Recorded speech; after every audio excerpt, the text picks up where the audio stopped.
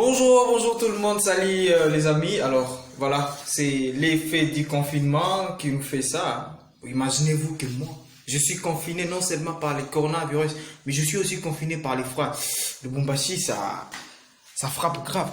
Alors c'est le matin, nous sommes dans le système du coronavirus et puis on est confiné dans tous les sens. Mais quand même, Dieu nous prête vie, quoi. On est réveillé et puis voilà, on essaie de pouvoir tenir fort. Alors chaque matin quand je me réveille dans ce confinement, la première des choses que je fais, c'est que je prends un petit verre d'eau pour être bien. Salut frère. Bonjour. Lui là, c'est mon pote, lui là. Il est là. Alors c'est comme ça que je passe mon temps de confinement. Je suis là, je suis à la maison. Et voilà, c'est comme ça que ça se passe. Ah, le confinement. Coronavirus, ça tue, hein? Alors moi qui suis habitué à être là à chaque fois,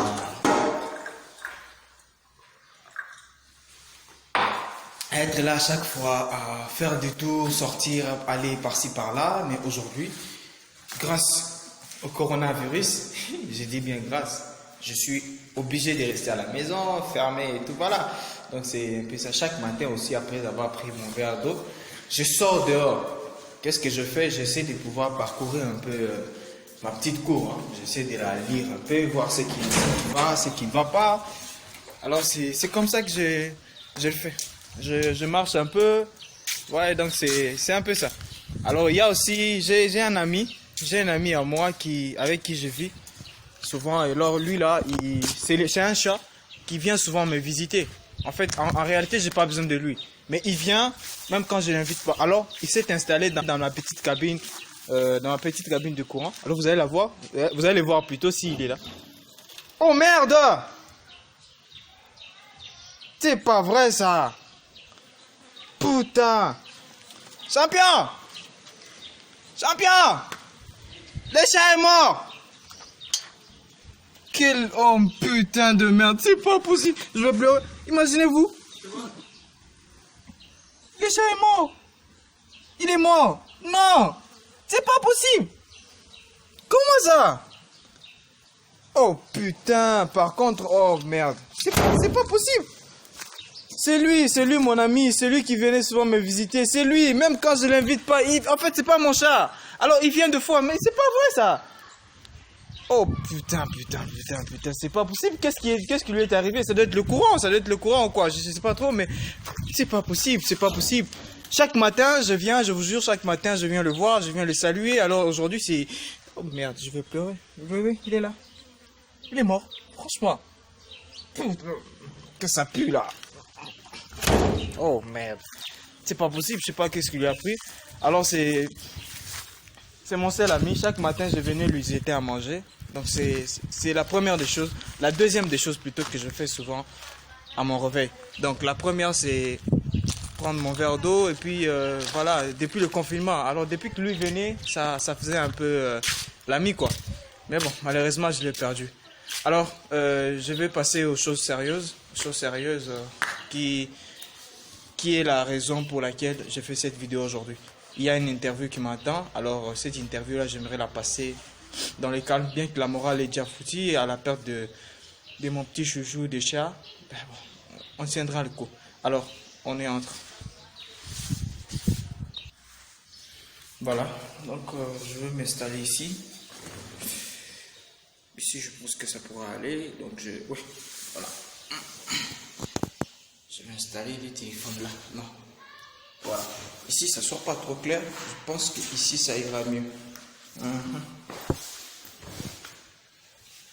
Voilà, là, c'est super. Ok, je vais poser ce téléphone là. Déjà. Voilà, donc je vais poser le téléphone là, voilà. Juste là, je pense que c'est clair. Ok, super. Voilà, je vais m'installer. Ok. Est-ce qu'on peut y aller? On peut me poser des questions? Ok, allez-y. Comment vis-tu cette pandémie? Penses-tu que c'est une maladie normale ou un châtiment de Dieu? En tout cas, si je comprends bien la question qui est de savoir comment j'ai vu la pandémie, si je pense que c'est une maladie normale ou un châtiment de Dieu, je pense que sur cette question, je dirais qu'il n'est pas question d'une maladie normale. Pourquoi je dis cela? Puisque moi, personnellement, ça me fait bizarre que cette maladie, ce qui est normal, soit venue d'un lieu où est l'espoir du monde entier dans le terme de maladie, disons la Chine, quoi. Puisque la Chine est quand même le pays où tout le monde y va souvent pour trouver guérison, n'importe quelle maladie. Alors voir que cette maladie-là leur a rendu faible, eux aussi et tout, surtout chez eux, ça fait ravage. Alors je comprends par là que ce n'est pas une maladie normale, mais plutôt un châtiment de Dieu. Voilà. Qu'est-ce que ça te fait de ne plus aller à l'église pour prier à cause de cette pandémie? Bouf, moi, le sentiment que j'ai, c'est un sentiment assez bizarre. Hein. Ne pas aller à l'église pour prier à cause de cette maladie, ça me fait comprendre aujourd'hui que l'église, ce n'est pas ce que nous croyons. L'église, c'est le corps qui est le temple du Christ. Alors par là, je comprends la parole de Dieu qui dit Dieu n'habite point dans un temple fait de main d'homme, une maison, c'est-à-dire une maison construite avec des titres comme nom, disant que c'est là la maison de Dieu, non. Mais plutôt moi, puisque depuis que je suis à la maison, je me sens plus proche de Dieu et je comprends plusieurs choses que je ne comprenais quand j'étais dans les églises. Voilà. Comment organises-tu ton temps durant cette pandémie? Pour dire vrai, cette situation quand même qui m'est mis dans une position d'arrêt, ça me donne l'envie de chercher à comprendre, le pourquoi nous sommes frappés, puisque j'ai dit tout à l'heure que c'était un châtiment de Dieu et non une maladie normale. Alors si c'est un châtiment, ça doit avoir une cause. Alors pendant ces moments, j'organise tout mon temps à chercher à savoir le pourquoi. Certes que quelquefois il m'arrive aussi d'aller jouer au foot avec quelques amis ici et tout, mais sinon la plus grande partie de mon temps, je la passe à la recherche de la raison de cette maladie. Et quelle activité cool tu pratiques pour ne pas t'ennuyer? L'activité cool que je pratique pour ne pas m'ennuyer, quelquefois je bricole quelques sons de musique et tout. Alors ça me déstresse un peu et puis ça me désennuie puisque je n'ai pas une belle voix pour chanter. Alors quand je me mets à crier, à tripoter quelques trucs, alors ça fait quand même du bien. Mais surtout je me lance à la lecture. J'ai lu certains livres, certains romans, certaines lettres ouvertes de différents prophètes et tout. Alors du coup je suis tombé sur plusieurs, mais surtout ce qui m'a tiqué c'est les lettres ouvertes d'un prophète qui depuis quelques années ne cesse d'interpeller plutôt la population mondiale par rapport à sa conduite face à Dieu, puisque dans une de ses lettres ouvertes, il parlait de la frappe de Dieu. Alors du coup, je ne me permets pas de citer le nom du prophète, puisque son nom reste encore anonymat, mais sinon, celui qui est, je peux encore citer, c'est quand même l'histoire de Nostradamus, la petite prophétie que j'ai lue de Nostradamus qui parlait d'un moment de cette maladie. Alors du coup, ça me déstresse aussi de pouvoir lire cela parce que j'ai trouvé ça étrange. Alors voir qu'il y avait des annonces sur ça, ça m'arrange un peu. Donc c'est comme ça que j'organise mon temps. Voilà. Qu'est-ce qui te manque le plus depuis le début de la pandémie?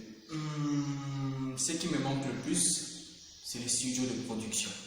Je cite ici le label Révolution Communication, qui est ma maison formatrice. C'est là que je suis formé. Il y a aussi l'Empire Bang ici, puisque depuis quelques temps, je suis à Lubumbashi et je me suis pris à Kinshasa. Alors depuis que je suis arrivé à Kinshasa, vu que je n'ai pas un label de révolution de communication ici, j'ai essayé de pouvoir, comme je l'ai dit tantôt, que j'essaie de bricoler quelque chose. Alors j'ai essayé de pouvoir m'allier à un studio, l'Empire Bang, d'un ami là et tout. Et il y a aussi Belver Ocean Production Music qui me manque aussi, c'est ma maison en fait. Alors c'est ça. S'il te désignait de demander de désigner un fautif, celui qui est l'agent causal de cette pandémie, tu dirais qui? Bon, il n'y a pas trop à réfléchir dessus, hein, puisque j'ai dit tantôt que ce n'était pas une maladie normale, mais plutôt un châtiment de Dieu. J'ai acquis l'homme Pourquoi l'homme? Parce que si Dieu est arrivé à pouvoir châtier cet homme, c'est que c'est l'homme qui a causé la colère de l'homme. Et cette colère-là, moi je pense qu'elle a été causée par le non-respect des ordonnances de Dieu. Le pouvoir des hommes leur a rendu orgueilleux à tel point qu'ils croient être au-dessus de Dieu pour ne pas suivre ce que Dieu donne comme ordre. Alors c'est l'homme qui est la pièce causale de cette maladie. Voilà. Qu'est-ce que tu as vu de plus bizarre depuis le début de cette pandémie? Le plus bizarre, ce que moi j'ai vu, c'est quand même bizarre aussi, puisque c'est plus bizarre, c'est la crainte de la mort. Les hommes puissants, imaginez-vous un peu, nous qui étions en train de grandir depuis plusieurs années, en croyant que le pape était le voisin de Dieu. Mais aujourd'hui, j'ai vu combien le pape avait peur de la mort. Alors ça m'a paru très bizarre. Moi, je pense qu'aujourd'hui, j'ai compris que le pape n'est pas voisin de Dieu comme on le prétend, mais plutôt mon voisin à moi. Donc, si Dieu me fait grâce de vivre, c'est lui qui fait grâce aussi au pape de vivre. Donc, si Dieu fait ce que je meurs, le pape aussi mourra. Alors, c'est quand même bizarre. Du coup, je trouve ça très bizarre. Voilà. Qu'est-ce que tu as vraiment regretté dans cette situation? Ce que j'ai vraiment regretté dans cette situation, c'est la perte. La perte des vies humaines, hein, c'est quand même quelque chose de grand, de fort, ça frappe. Certes que chez moi, dans mon pays, j'en perds pas beaucoup, mais quand je vois les autres, ça... Donc c'est un peu ça, c'est la mort. Et qu'est-ce qui t'a vraiment fait marrer? Cette question me fait encore marrer par la question. Excusez-moi, je ne vais pas m'enchaîner. Bon, ce qui m'a le plus fait marrer dans l'histoire, c'est constater, d'abord, vous savez que chez moi j'aime bien être mon cœur, donc quand quelqu'un fait quelque chose qui me fait rire, je me moque de lui.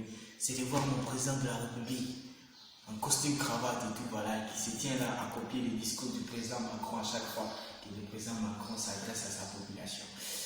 Alors, quand il a dit qu'on devait être confiné et tout à la maison, on ne devait pas sortir, et encore il a ajouté qu'il ne fallait pas vous confiner plus de 10 personnes à un lieu, et puis qu'il doit y avoir 1 mètre entre vous et tout. Et chez moi à la maison, imaginez que nous sommes 15 personnes dans une pioche de 2 chambres salon. Et quand je dis 2 chambres salon, en fait, les 2 chambres, quand je le dis, ce sont les cuisines, non, pas les cuisines.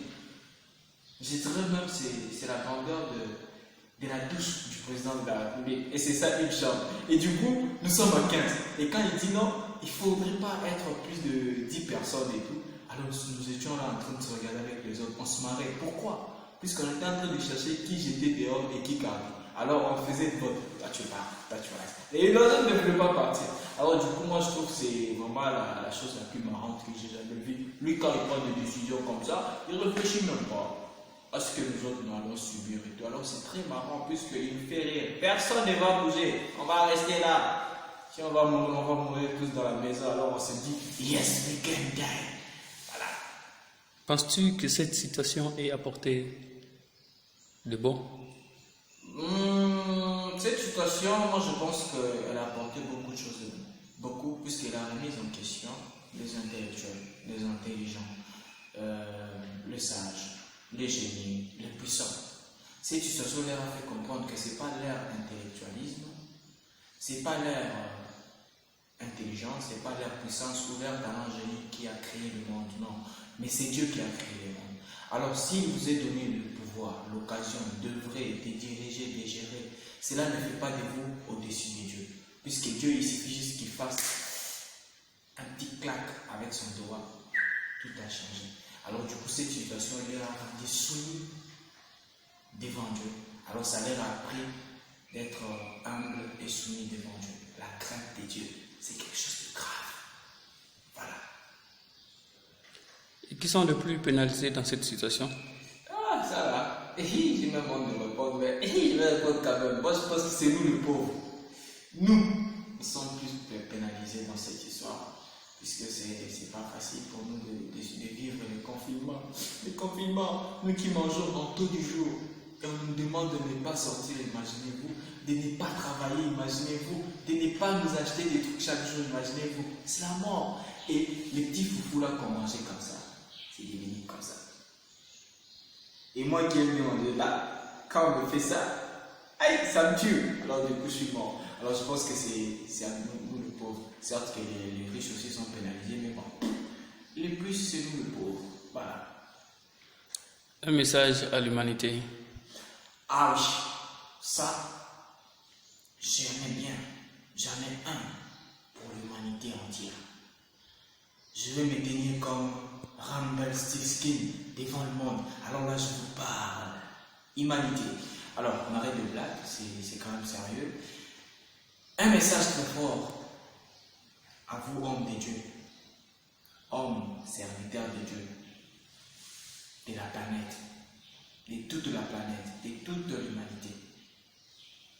Vous qui nous enseignez la parole de Dieu nuit et jour, vous qui prétendez être le messager de Dieu, moi, étant votre élève, je ne pense pas que ce Dieu-là qui vous aurait choisi pour le servir, en vérité, en vrai, vous aurez caché cette maladie.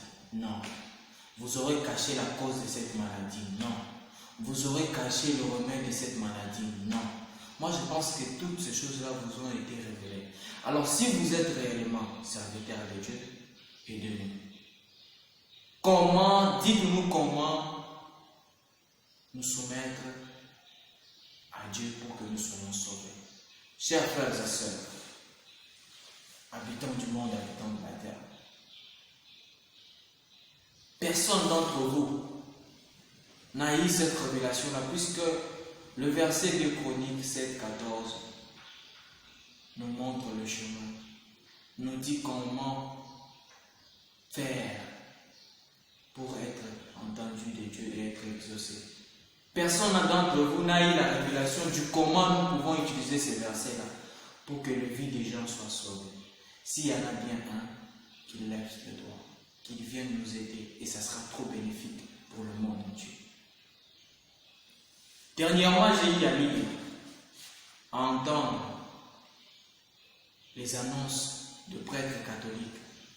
Chers prêtres catholiques, vous qui avez tantôt annoncé la présence du Christ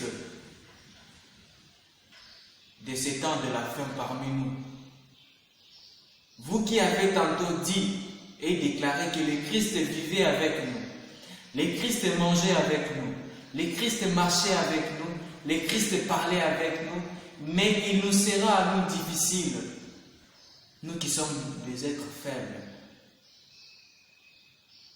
naïfs, de le reconnaître par sa simplicité. Alors, par vous qui est venue cette révélation, je pense que vous avez des précisions plus claires à nous donner pour que nous soyons sauvés en son nom.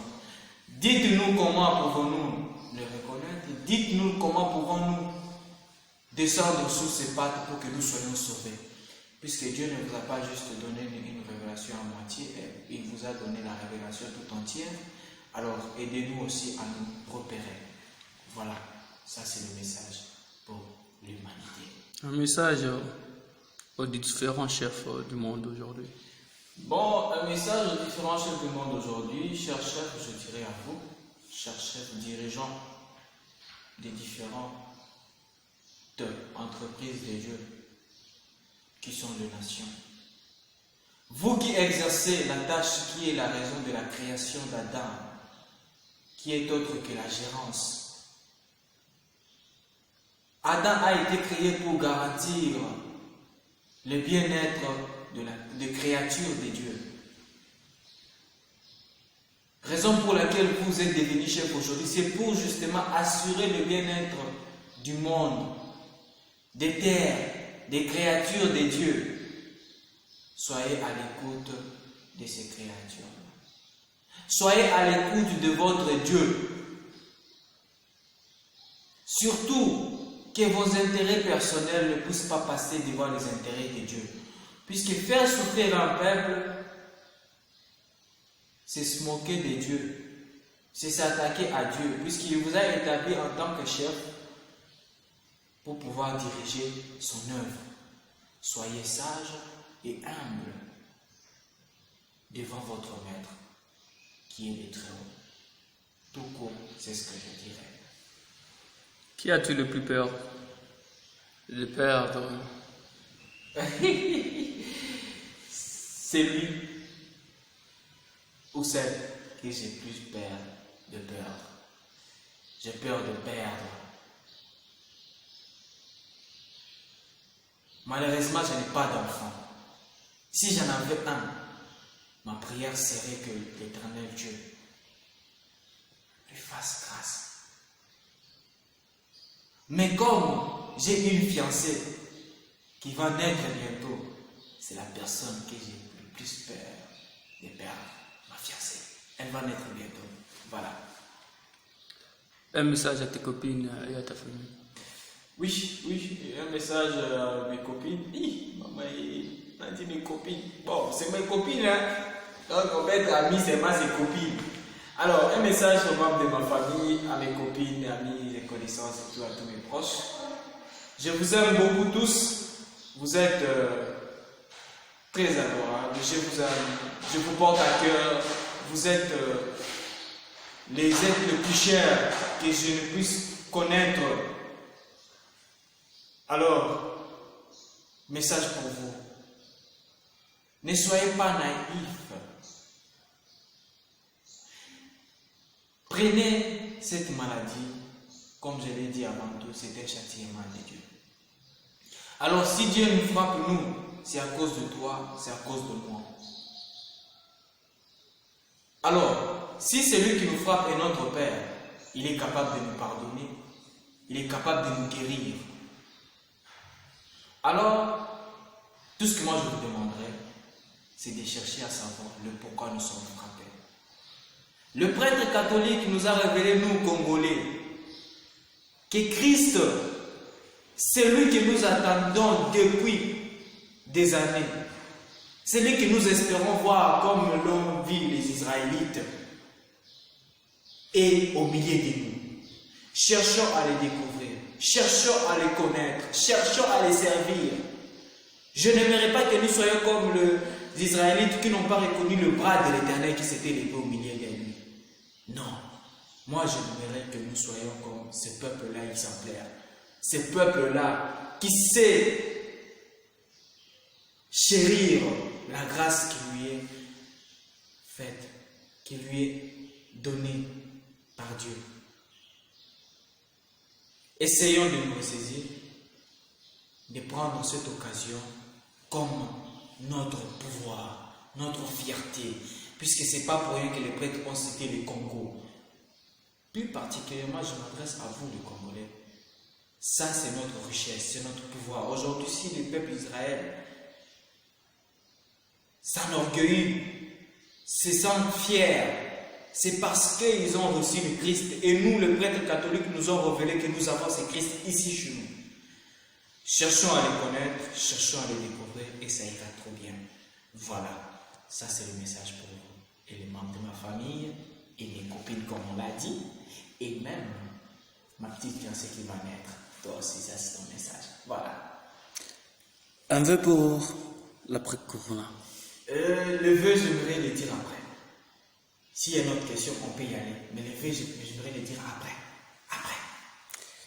D'après toi, est-ce que cette crise a été bien gérée mondialement et particulièrement pour nous? Dire que cela a été bien géré serait mentir à ma conscience. Mais, ok, pourquoi je dis serait mentir à ma conscience? Puisqu'en fait, c'est une situation quand même qui s'est ajoutée sur les situations du système mondial qui n'existait pas. Alors ça, quand même, est-ce que c'est déstabilisé beaucoup de gens et puis ça a laissé tout le monde un peu dans... Et puis voilà, personne n'arrivait à maîtriser. Personne ne comprenait que c'est quoi cette situation. Alors du coup, ça ne laissait pas trop la maîtrise. Le sang-froid que le monde a souvent, on n'en avait pas. Puisque voir le pape pleurer, ça pleurait quand on n'avait pas idée. Donc c'est quand même une situation très difficile. Alors, cela ne m'empêcherait pas de dire plutôt que ça a été bien géré, économiquement dans les autres cieux. Les autres cieux ont pu s'organiser, ils se sont organisés de sorte que leur population ne crève pas à cause de la famine, mais plutôt si elle doit crever par le virus corona, et non parce que les gérants de son économie lui ont rendu un mauvais service, non.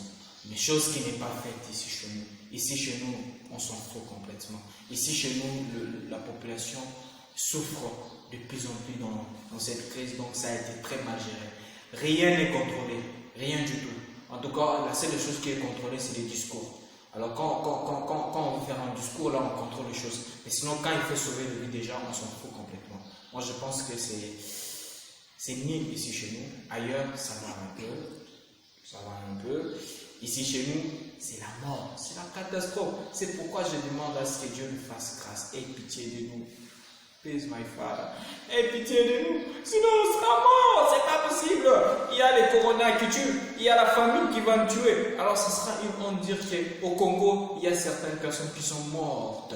Pas parce que les coronas les a atteintes, mais plutôt parce que la famine les a tués. Oh, c'est honteux. Donc, c'est un peu ça. Je pense que ça n'a pas été bien géré. Voilà.